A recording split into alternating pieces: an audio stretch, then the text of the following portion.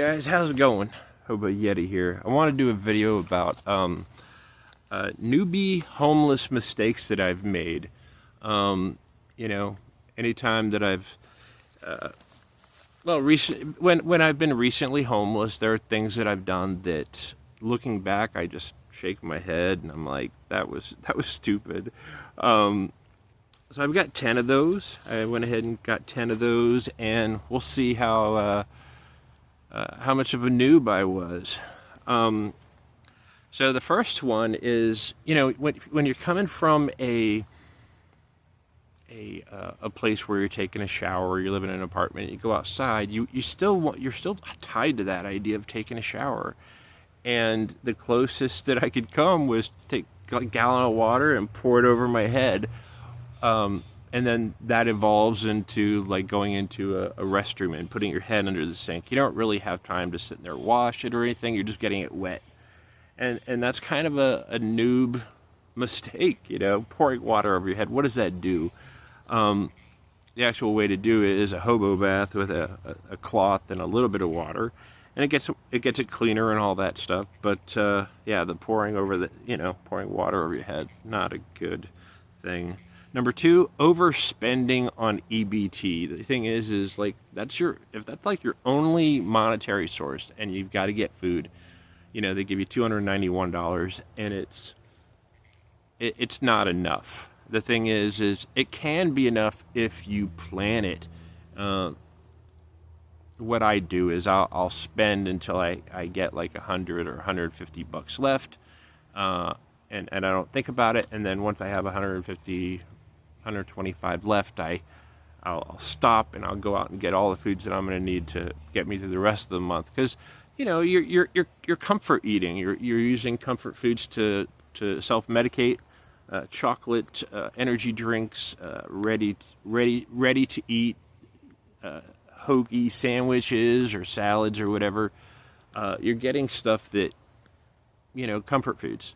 But once you get down to, well, I've got 2 to 3 weeks left of the month and I've only got 125 bucks, that's when you go, okay, I've got 2 weeks to go, or 2.5 weeks to go, so that's like 16 or 17 tuna packets. I'll get bread, I'll get mayonnaise, I'll get maybe a couple of bags of cheap candy, you know, some drink mix, and then I'll like, but for the most part, and I guess I still struggle with this one for the most part, but you know, when I first started out, I would overspend all the way on EBT and get like 2.5 weeks out, or, you know, 2.5 weeks out, like a week and a half before, a week and a half, 2 weeks before the end of the month, or the start of the new month that I had to get through, and I would just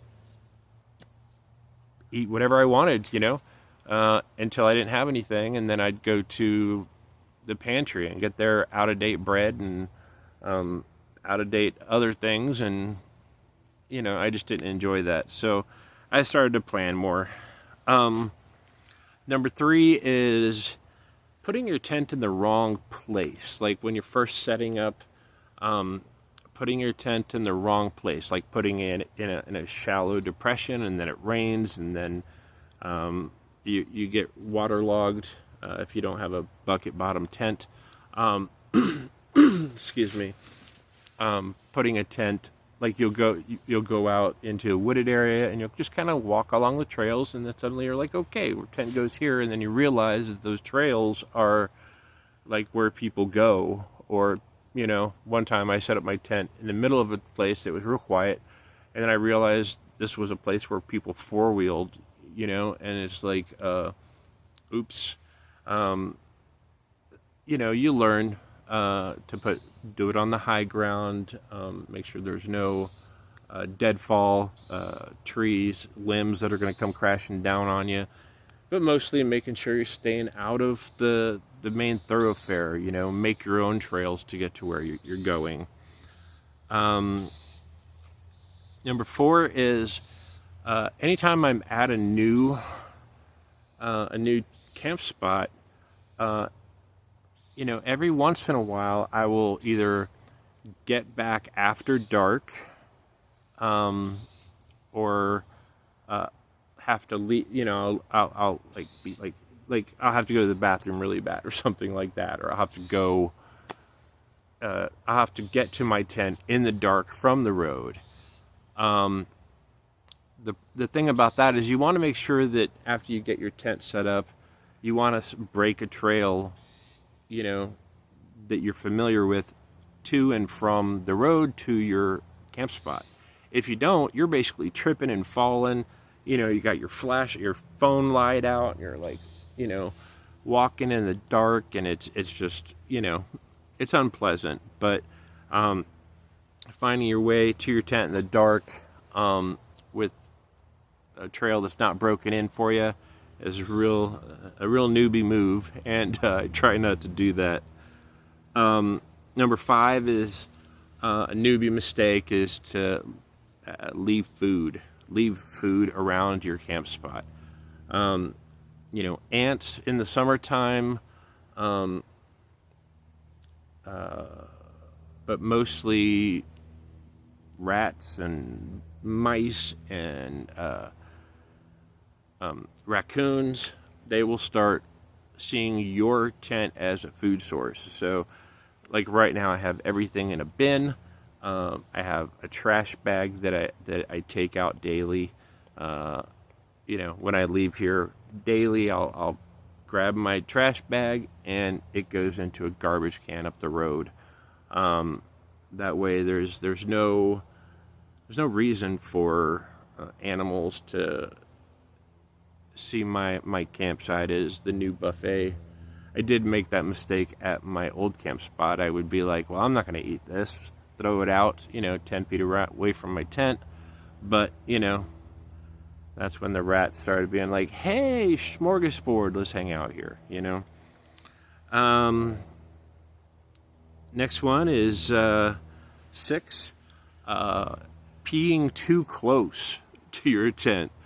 The thing is, you want to set up a spot that you're going to set up a spot about, I guess, 20 feet. Nobody wants to, go mountain climbing just to go to the bathroom. Especially, you go bathroom 4 or 5 times a day. You do not want to pee spread it around, because that urine smell that travels. You want to pee in one spot. It's about 20-25 feet away from your tent. In the same spot, about once a month, I'll buy a bottle of distilled vinegar and a box of baking soda. I'll take the baking soda and spread it over the spot, and then empty the bottle of vinegar over the whole entire area. It foams up, creates a little volcano of molten lava coming out, but then it gets rid of the smell. You kind of bury, once a month I'll cover it up after that, and then I'll start a new spot, and maybe alternate. The thing is it that ammonia and whatever it is, it gets saturated in there, and it's just a good way to keep. If it's too close to your tent, then you're just smelling that aroma all day, all night. Even when it rains, it doesn't really help. So it's important to, that's a newbie move. Let's see. This is a bad one. Flatulence. The thing is, you're not eating good foods. You're not, you're eating things with a lot of carbs. You're eating things that are coming out of cans, and chocolate and whatnot. So you'll be in the tent, and then you'll fart, and it'll be horrible because you're in an enclosed space. It's horrible. And so it's always a good idea to carry a can of deodorizing spray that's going to, if you have to do that in your tent, then you get the spray and you spray real good, because, the only alternative is to open your, the tent flap and to, you can't always do that in all different weather, and you don't really want to, So just get a can of, uh, spraying stuff that smells good and spray. Let's see, umbrella. Everybody in the Pacific Northwest that starts out homeless that's not from here is going to start out with an umbrella. The thing is you're used to having an umbrella everywhere else, and it's cool because you can get the umbrella. You're wearing your backpack. You can just put it in the what do you call it? You wrap it into the strap, and you can walk without having to worry about it. The problem in the Pacific Northwest is there's a lot of wind here, and it blows and blows. I had an umbrella when I first got here. I don't have it anymore. I have a raincoat. It doesn't keep everything dry, but it's not going to blow around. And also, umbrellas, they make it with like regular steel, and it always rusts. What's up with that? Why wouldn't they make the umbrella parts have like stainless steel? You think that would make more sense, right? But I guess they got they don't want an umbrella that's not going to break down, and you never buy another umbrella again, right? But anyway, number 9, tarp placement. When I first started out, what I did was, I can remember when I first actually, like, for the most part, I'll get a tent and I'll put a tarp on top of it, like what I've got currently here, and that works because it creates a plane for the water to go down. But I remember setting up a bigger campsite.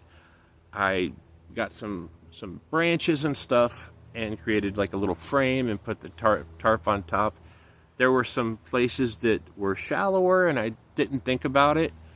It was totally noob move, and it rained one night, and I woke up and pushing down into the tent was this big swell, and pushing on it was like water, like all the water had collected in the tarp and was just hanging down. I couldn't push it up. It was too heavy. I had to cut it, and it got a lot of stuff wet. But it's definitely important to make sure your tarp placement has a good drainage point. Number 10, looks like I got 11 here. So number 10 is newbie mistake was advertising that I was homeless. I'd get a job, would be like, oh yeah, I'm homeless. The thing is I don't do that anymore. People either get really weirded out, they get weirded out, they're like, well, is there something I can do? And, and it just makes everything uncomfortable. I use a fake address anytime I'm applying for a job. There's no point in putting a real one, right? Or I'll use, one of these services and use their mailing address. But like telling people you're homeless, they either feel real bad about it or they're just like, oh, whatever, And either way, it just like, you don't want to set that, it's, in a job kind of place. You want people to, you don't want them questioning you, if he's homeless, is he more likely to steal? I just prefer to be like anonymous, the anonymous homeless guy that nobody knows about, right? That I just kind of fit in. It makes things easier. I guess the last, number 11, using toilet wipes instead of antibacterial wipes. And antibacterial wipes are kind of pricey, honestly. It's like $2 to $3 for like a little thin packet. So you'll think to yourself, well, I need a wet wipe. Why don't I just get one of these big, thick packs of toilet wipes? And you can do that, surely. If you just need something wet. The problem is for a long time there, I was using antibacterial wipes, and antibacterial is the big part of it, because when you're just using toilet wipes to like wipe off your feet or other places, it's not it's not killing the germs, it's just spreading them around. And I developed some issues with my feet way back when I did this method. And the antibacterial part is definitely important. But that's my my newbie homeless mistakes that I've made. I have mostly learned from those. Unless things change in my situation, I might make them again. I don't know.